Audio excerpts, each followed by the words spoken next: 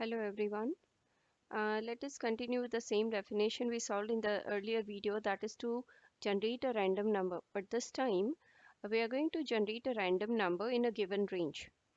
Now, if you recall, the random method of the math object can generate a random number between 0 and 1, inclusive of 0 and exclusive of 1.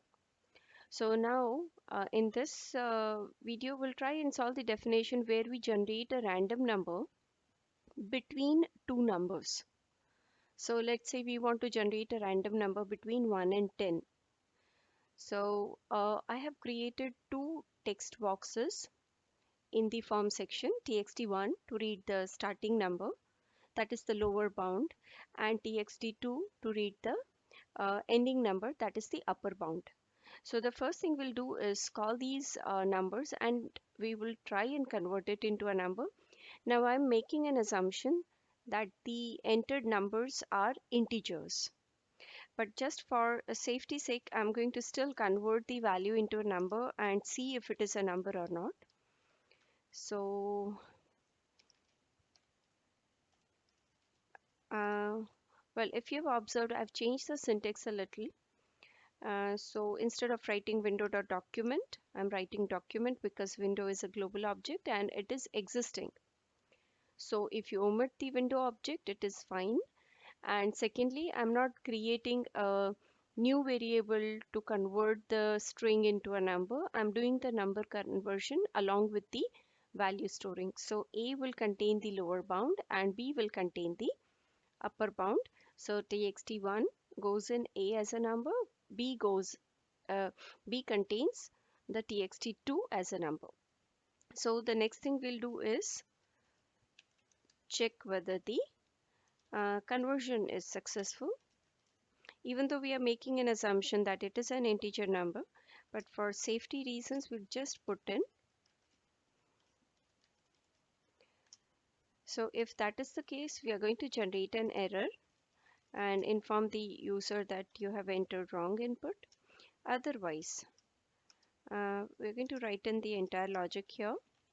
So now the logic is that we will use the math.random, and since we are looking for a random number within a range, I'm going to use, let's say, a number variable, and I will first take the lower bound. So the lower bound or the starting value is in A. To this lower bound, I'm going to add in the value of the randomized number that is obtained multiplied by the range, that is B minus A. So this is what I'm going to store in the number. And finally, we will display the value of the number. So let me try and see how it goes. Then we'll make a slight modification. So let's say 2 and 8. So if you just look at this, you would observe every time I'm pressing, it is showing me a value 4.3, 3.7, 7.2, 3.4. So this goes on and on. Whenever you click, every time it is going to generate a random number and then it is going to put it in this range and then add the smaller value. So it will add this section to the smaller value to bring a number which is in the range of 2 to 8. That's how it goes.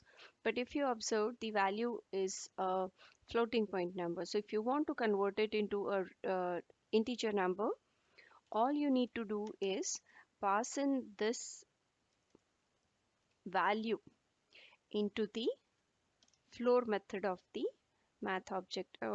Maybe we can use this. Not to complicate the things, let us create a new variable wherein we would pass in the value of number and convert it into. So we'll print the value of this.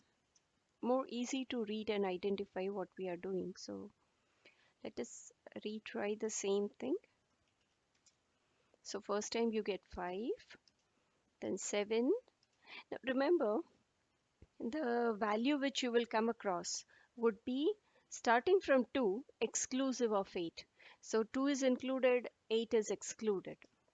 Just like a normal random number between 0 and 1, 0 included, 1 excluded.